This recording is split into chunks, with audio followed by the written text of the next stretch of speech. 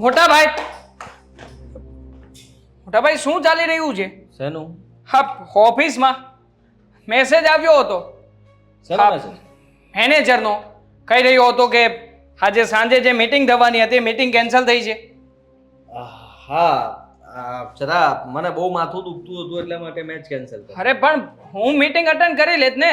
મેં કહ્યું તો હતું તમને કે આજની સાંજે જે મીટિંગ છે એ હું અટેન્ડ કરી લઉં છું, સંભાળી લઈશ બધું. અત્યાર સુધી કોઈ દિવસ મેં તને મીટિંગ હેન્ડલ કરવા માટે આપી છે નહીં ને? તો બસ. હા તો અટેન્ડ કરવા દઈ શકો ને. આજની મીટિંગ હું અટેન્ડ કરી લેત તો આ મહત્વની જે ડીલ અટકી પડી છે એ તો થઈ જાત ને. તું જેટલું કામ કરે છે ને એટલું ઘણું છે ઓફિસ માટે. તારે વધારે કઈ કામ કરવાની જરૂર નથી. શું પ્રોબ્લેમ છે મોટા ભાઈ? કદાચ હું મીટિંગ અટેન્ડ કરી લેત તો. અને આ મેસેજ આવ્યો છે કે તમે કંપનીના એકાઉન્ટમાંથી 2.5 લાખ રૂપિયા કાઢ્યા છે.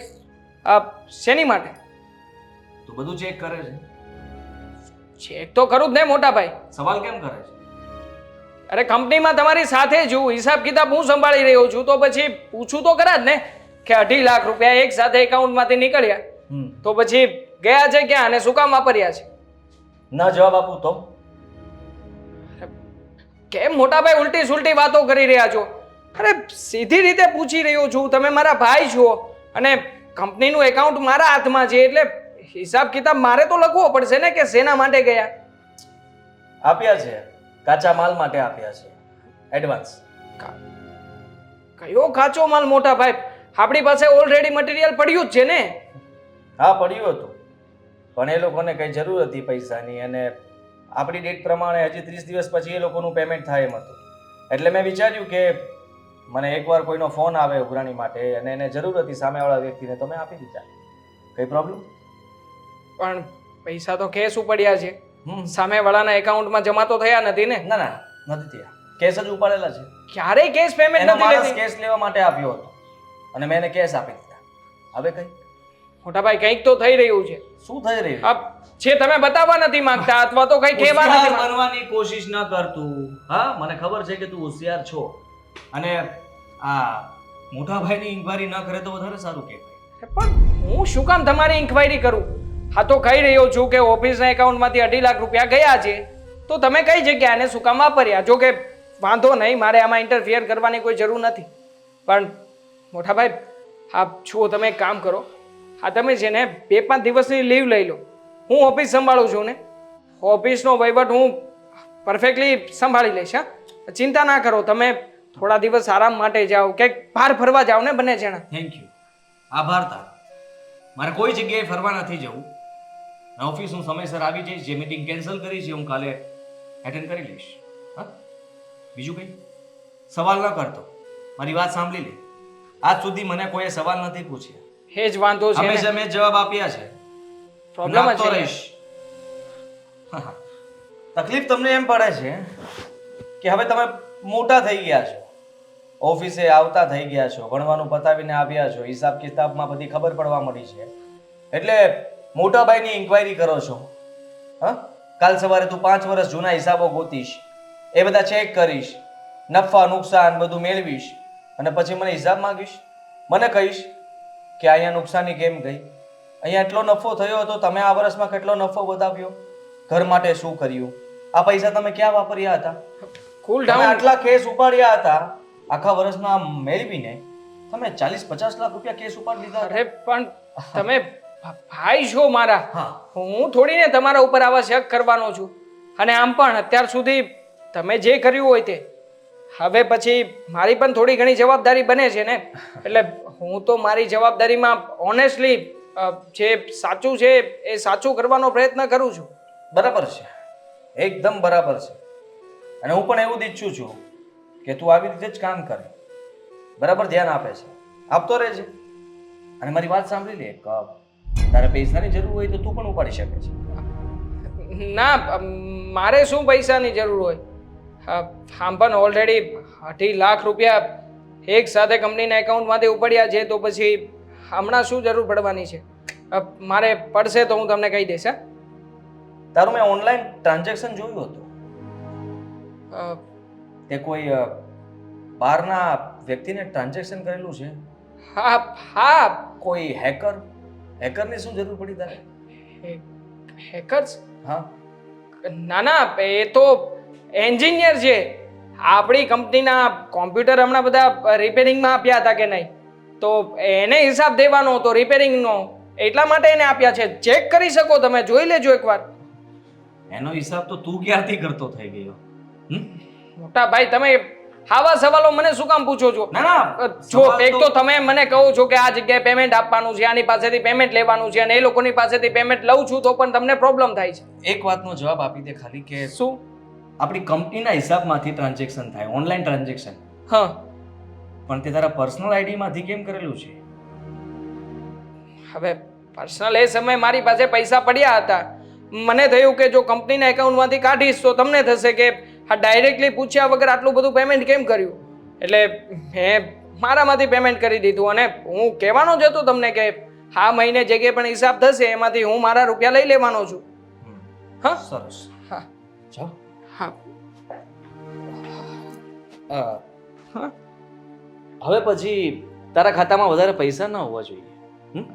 હા, તે લાખ રૂપિયા ટ્રાન્સફર કર્યા હતા. હા, હા, તો હવે 10,000 કે 15,000 થી વધારે તારા ખાતામાં રૂપિયા ના હોવા જોઈએ. હું હિસાબ મેળવીશ. મોટા ભાઈ, હિસાબ તો હું પણ માંગી શકું ને.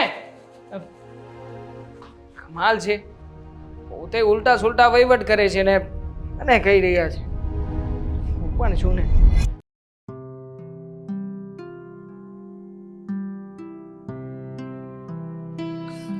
આદિ, તમારી સાથે વાત કરવી છે. સાંભળું છું, બોલ ને. પણ ફોન મૂકીને પણ તો વાત થાય ને. જ્યારે જોવો ત્યારે બસ ફોનમાં જ પડ્યા હો છો. તો કામ હોય તો ફોન હાથમાં રાખવો પડે ને. તમે બેંકમાંથી પૈસા ઉપાડ્યા છે, તમે ટ્રાન્ઝેક્શન કર્યું છે પૈસાનું. કેવો સવાલ છે આ? એવા તો રોજ હું પૈસા ઉપાડું છું, રોજ ટ્રાન્ઝેક્શન કરું છું, અને તું કેમ સવાલ કરે છે? દેવાંગભાઈ કહેતા હતા કે તમે 2.5 લાખ રૂપિયાનું ટ્રાન્ઝેક્શન કર્યું છે અને એમને કહ્યું પણ નથી. એમણે મને વાત કરી એટલે મેં પૂછ્યું. કેમ ન પૂછાય? એ પહેલા પણ મેં 5 લાખ ઉપાડ્યા હતા. આવીને વાત ન કરી દેવાંગે. હા, આદિ, આજકાલ તમારી હરકતો બહુ અલગ થઈ રહી છે. હરકતો તો તમારા લોકોની બદલાઈ રહી છે. ઘરમાં જે જુઓ તે મને સવાલ કરવા લાગ્યું છે. અત્યાર સુધી કોઈ સવાલ નહોતા પૂછતા. હવે હું કંઈ પણ પાણી પીવું તો પાણી શું કામ પીવો છો? હા, વધારે પાણી કેમ પીવો છો? વધારે ચિંતામાં કેમ બેઠા છો? શું વિચારી રહ્યા છો? શું કામ વિચારો છો? અને પૈસા ઉપાડ્યા શેના માટે? અરે ભાઈ, પૈસા મારે જોતા હતા તો ઉપાડ્યા. મારે તમને બધાને કઈ જવાબ દેવાની જરૂર નથી. અરે પણ બસ, નાની અમથી વાતને આટલું મોટું સ્વરૂપ શું કામ આપી રહ્યા છો? એ જ તો કહેવા માંગુ છું બધાને. દેવાંગને પણ એ જ રીતે સમજાવ્યો, પ્રેમથી. જો કંઈ પણ હોય ને તો તમે મને કહી શકો છો. મને ખબર છે કંઈક તો એ વાત છે જે તમે મારાથી છુપાવો છો. આદિ, પત્ની છું તમારી. ગમે તેવો ખરાબ સમય હશે ને તો પણ સાથ આપીશ, પણ મને વાતની ખબર તો હોવી જોઈએ ને. કઈ વાત જ નથી કે તને વાત કરું. અચ્છા, અને તું કઈ વાત કરવા મારી પાસે ફોર્સ કરે છે મને સમજાતું નથી. તમારું બિહેવિયર, સ્વભાવ પહેલા તો આવો નહોતો. હમણાંથી ખબર નહીં શું થયું છે. અને આટલા બધા ફોન કોના આવે છે તમને? ચિંતામાં હોઉં છું, કામથી ફોન આવતા રહેતા હોય છે. હમણાંથી થોડું કામ વધારે મેં માથે લીધું છે એટલા માટે વધારે ફોન મને આવે છે. બાકી અચ્છા. બધા ઓફિસ સ્ટાફના સંભાળી લેતા હતા. અનનોન નંબર પર આટલી બધી વિડીયો કોલમાં વાત કરો છો? Video call? તું મારો ફોન ચેક કરે છે? હા, કર્યો હતો. જો મને લાગે છે કે તમે કંઈ ખોટું કરી રહ્યા છો. શું ખોટું કર્યું મેં? મેં કહ્યું ને કે અનનોન નંબર પરથી વિડીયો કોલ શું કામ આવે છે? કોણ છે? ફેક લોકો છે. હા, જે લોકોને છેતરે છે. અને મારો નંબર કોઈ લોકો પાસે જતો રહ્યો હશે, મેં કમ્પ્લેન કરી દીધી છે.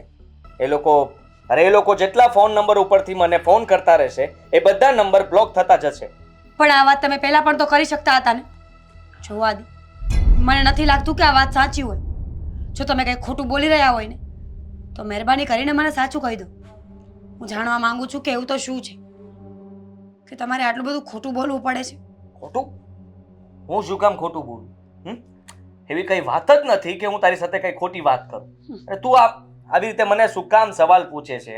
હા, આટલા વર્ષ કાઢ્યા છે તમારી સાથે. તમારી હરેક મોમેન્ટની મને ખબર પડે છે કે તમે શું વિચારો છો, તમે શું કરીને આવ્યા છો ને તમે શું કરવા જઈ રહ્યા છો. સમજવાની કોશિશ કર. હું જે કંઈ પણ કરી રહ્યો છું કે કહી રહ્યો છું એ સાચું જ કહી રહ્યો છું, ખોટું શું કામ બોલવાનો છું? અને તમને લોકોને આજ સુધી કોઈ દિવસ કઈ સવાલ નથી થયા, અચાનક આ બધા સવાલો ઊભા થવાનું કારણ શું છે? ચિંતા. આ દેવાંગ ના, દેવાંગ તમારા કાન ભરી રહ્યો છે. ભાઈ સાહેબને થોડું કામ આવડી ગયું છે એટલે લાગે છે કે મોટા ભાઈ એકલા જ હેન્ડલ કરી શકે એમ નથી, હું બધું હેન્ડલ કરી લઈશ. પણ એને ખબર નથી કે હું મોટો છું. ચિંતા કરું છું તમારી, બીજા બધાની મને ખબર નથી. પણ ચિંતા મને કરવાની કોઈ જરૂર નથી, હું એમ કહી રહ્યો છું. શું કામ ચિંતા કરવી જોઈએ મારી? ઠીક છે, કદાચ મારી જ ભૂલ હશે. મને મારી જાતને સંભાળતા આવડે છે, હું સંભાળી લઈશ બધું. દરેક વસ્તુ કે દરેક વાત તમને કેવી જરૂરી નથી હોતી. તારી પાસે વળી શું સોલ્યુશન હશે? કઈ જ નહીં. હું છું કોણ? 2% પત્ની, જેનું કોઈ અસ્તિત્વ જ નથી, જેની કોઈ જરૂરત નથી અને જેની સલાહ લેવાની તો બિલકુલ જરૂર નથી. હું તો ફક્ત તમારા ઘરના કામ કરવા માટે અહીંયા આવી છું.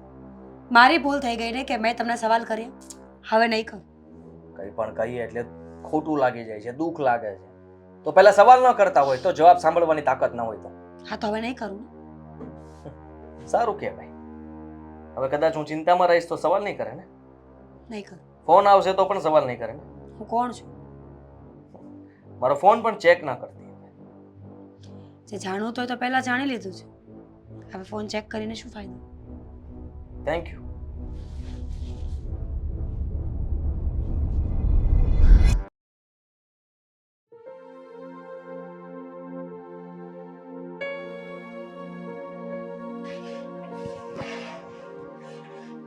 કેમ થયું બેટા, ચા બની ગઈ? નહીં, પહેલાં વિચારતી હતી કે આ રોટલી પડી હતી ને તો રોટલી વઘારી નાખું. તમારે ચા પીવી છે ને? 10 મિનિટ આપો, હું 10 મિનિટમાં ચા બનાવી દઉં. સારું બેટા, માથું બહુ દુખે છે. આદુવાળી ચા પીશ ને એટલે સારું થઈ જાય. મમ્મી, આ દેવાંગે તમને હમણાં કઈ પૈસા આપ્યા છે? નહીં, મને તો કઈ પૈસા નથી આપ્યા. તને કઈ પૈસા આપ્યા? ના, મને એ જ નથી સમજાતું. હા, દેવાંગ પાસે મેં 5 દિવસ પહેલા પૈસા માંગ્યા હતા. એમણે મને કહ્યું કે હું તને પછી આપીશ. પણ નવાઈની વાત મને એ લાગી કે દેવાંગે મને કોઈ દિવસ એવો જવાબ નથી આપ્યો. એમની પાસે હું પૈસા માંગુ ને તો તરત જ મને પૈસા આપી દે છે, અને જે પૈસા માંગ્યા હોય ને એમાં એનાથી પણ વધારે આપે છે. હું એ જ વિચારું છું કે ઘરમાં કેટલા પૈસાની જરૂર છે. તો આદિત્ય મને પૈસા નથી આપતો કે નથી દેવાંગ આપતો? હે, દેવાંગે તને પણ પૈસા નથી આપ્યા? તો આ ઘરમાં જે વસ્તુ લાવવાની છે બેટા, એ તો લાવી જ પડશે ને. લાવી તો પડશે, પણ આ બંને ભાઈઓને થઈ શું ગયું છે ને એ નથી સમજાતું મમ્મી.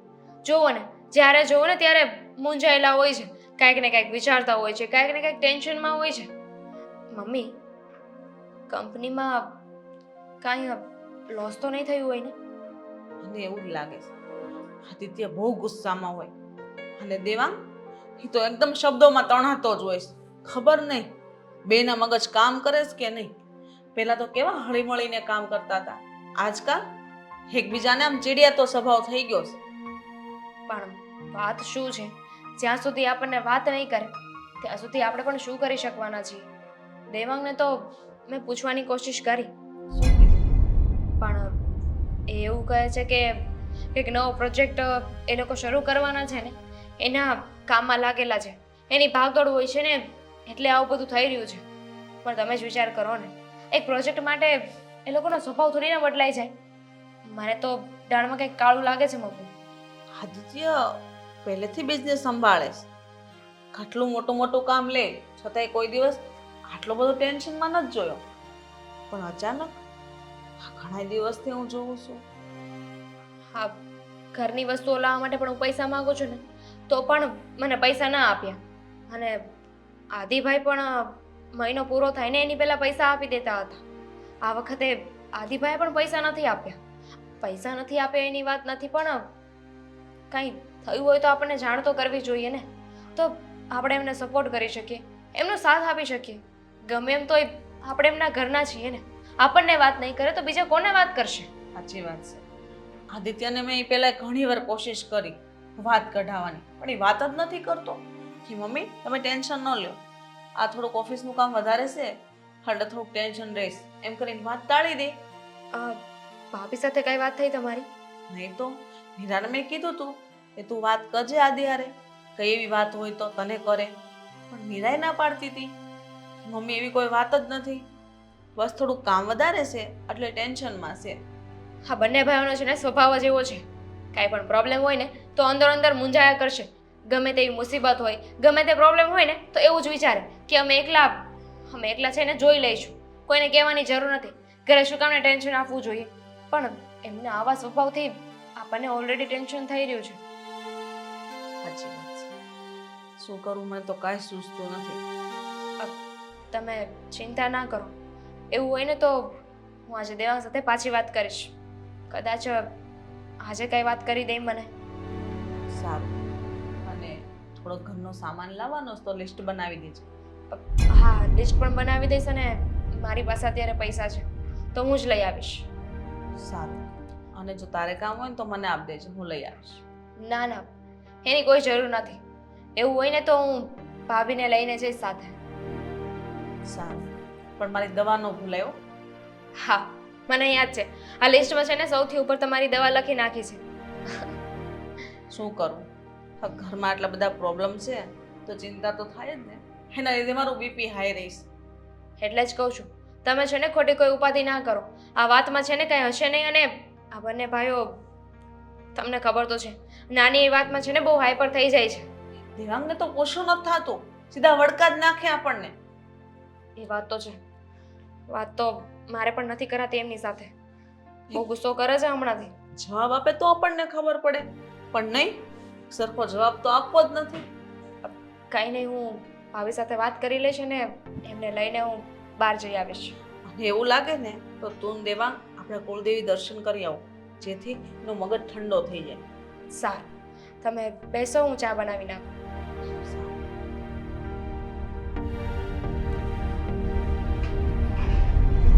હેલો મિત્રો, જો તમને અમારો વિડીયો પસંદ આવ્યો હોય તો અમારી ચેનલને લાઈક કરો, શેર કરો અને સબસ્ક્રાઇબ કરો. Thank you.